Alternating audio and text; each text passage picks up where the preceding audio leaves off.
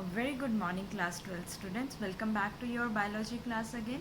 So in our previous lecture we discussed about spermatogenesis. So today we are going to discuss I'm going to discuss two topics in detail. One is oogenesis and another one is menstrual cycle. As you know that both topics, they are really very important. So, and I have splitted them into different steps, so please watch these two videos very carefully, because we are going to discuss step by step explanation of these two important topics. So without any other clarification, let's start with our today's lectures, that is about oogenesis as well as menstrual cycle. So today we are going to discuss about oogenesis in complete detail. As you know that we have finished with our spermatogenesis. So let's see that what is happening in now oogenesis. Oogenesis, as the name suggests, it is the formation of ovum. Ova means we are going to discuss about formation of egg. So genesis means formation, right? And oo word is, that is from the for the ovum, egg.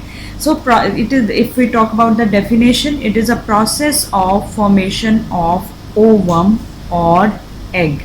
Definition is clear. Now see, oogenesis is not a continuous process like spermatogenesis. Here few changes they happen before the or during the embryonic period, and few changes we observe during the puberty. So if we talk about first month of gestation period specifically, that means when a child is getting developed inside the mother's womb, and especially if it is a female child. So if when female embryo, I'm talking about now the first month, so when female embryo is growing in mother's womb, or you can say fetus is growing in mother's womb, what is exactly developing that time? It is not the egg. It is first, it has primary follicles in the ovary.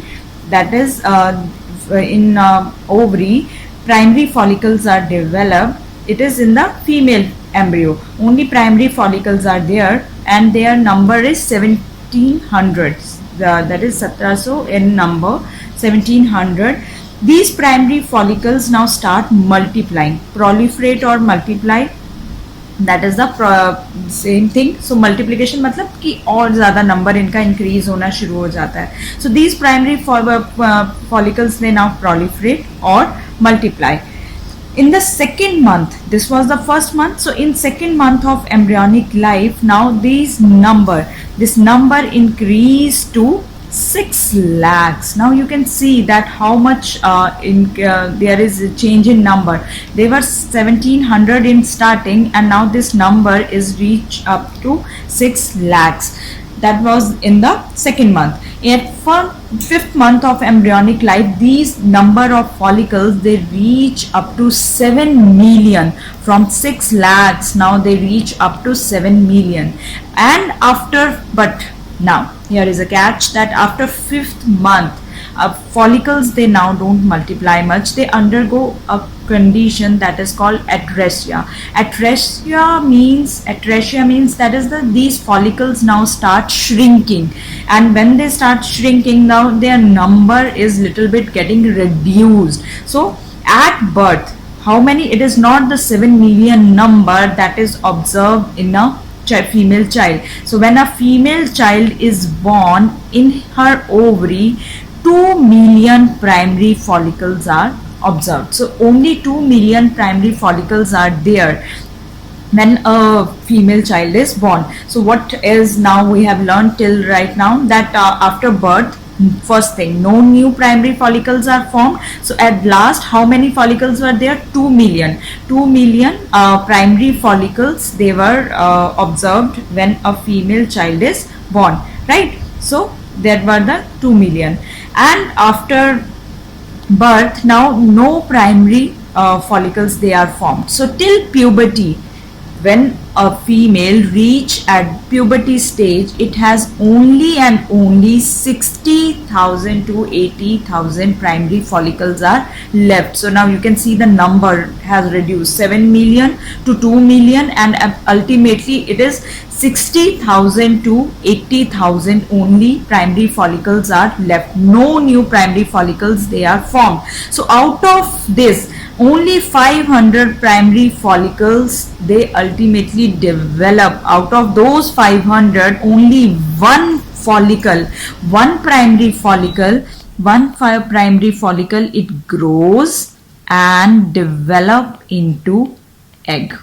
That happens when a female child is born, right? Or it reaches till the age of puberty. So now we are going to see that what are the different phases, how ovum is formed in case of females. So oogenesis we have defined into or distributed into, or we explain into 3 steps. First is the multiplication phase, means that is the mitotic phase, they are going to divide. Second one is growth phase. In growth phase there is the accumulation of yolk, or yolk is formed with the help of vitellogenesis process. And the last is the maturation, where it finally there is the formation of egg. So let's see that what is happening. So 3 phases are clear. One is the multiplication phase, growth phase, and 3 phases, maturation phase. Who is going to ultimately form change into eggs, which structure? That is the primary follicles. So in multiplication phase we are clear this phase from spermatogenesis also, that primary follicles they are going to divide here. Divide with the help of which process? That is your mitotic. So primary follicles they divide with the help of mitosis. What will be the chromosome number? Here the chromosome number will be 2n. It means it will be 46, and this structure is known as now oogonia. This oogonia, so first primary follicles they undergo division, mitotic division, and this structure is known as oogonia. Now this oogonia, it enters into growth phase. Growth phase means there is yolk formation with the help of process, that is vitellogenesis. Size of oogonia increases here, means if this was the size, now it will increase its size. So 200 times size is increased in case of human females as compared to the size which was in oogonia. So this structure that is developed or grows in case of growth phase, that is now known as primary oocyte. Now here is one thing you need to remember, that we said that females, if a female child is born, there is a rest. Primary follicles they don't divide further. So at the time of birth or childhood, that is the only primary oocyte which is there. Means from primary follicles to only primary oocyte is developed with the multiplication and growth step. There is no maturation in case of in this oocyte structure till this female reaches at puberty stage. Specifically, if a female reaches at puberty, only then primary oocyte enters into maturation phase.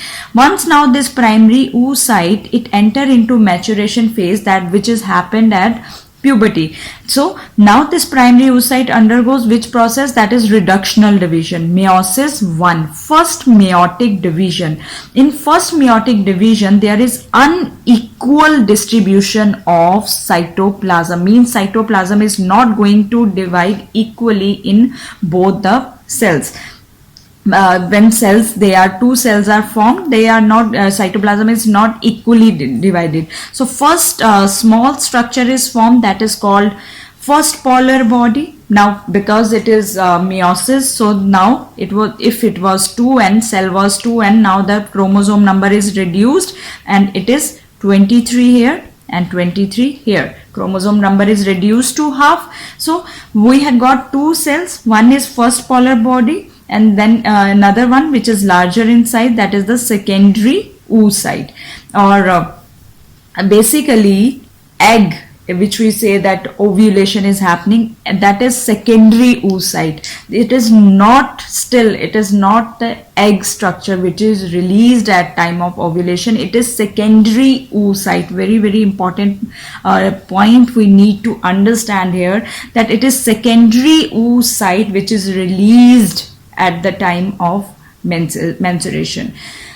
So now meiosis 2, now this is the regular step after puberty, that meiosis 1 will happen, first polar body will be formed and secondary oocyte will be formed. Meiosis 2 only and only happens if sperm enters into the female reproductive tract. So in a female, if there is sperm entry, if sperm is going to enter or going to fuse with that secondary oocyte, only then further there will be the with the entry of sperm, this meiosis 2 will be there. If suppose this happen, that sperm enters, then first polar body degenerate. This is now which structure? This is our secondary oocyte. This will undergo now meiosis 2. Right, meiosis 2 means now we have 2 cells will be formed, that is the second polar body will be formed and ootid will be formed. This ootid, that is exact ovum or egg. So egg formation, so that is a point for you to remember, that egg formation takes place only if sperm enters into the female reproductive tract. Otherwise the ovulation happens and the structure which is released, that is secondary oocyte. Right, why is oogenesis? We say now, if you are clear with this process of oogenesis, I already told you that why it is a discontinuous process. First thing you need to know that here, as you can see, that there are few changes or development which is happening before birth. Primary follicles or till the primary oocyte structure, that is only formed, that is till the childhood, and after that it undergo the maturation. So few changes are happening before birth and few changes are there after birth. So it is not a continuous process at all. Which stage, very, very important question, at which stage oogenesis is arrested? Oogenesis is basically, if you recall, that here oogenesis is arrested. These primary follicles, they are not going to further change. So oogenesis, this happen at the diplotin stage of prophase 1. Prophase 1's diplotin stage of, now which stage is that? Is the meiosis.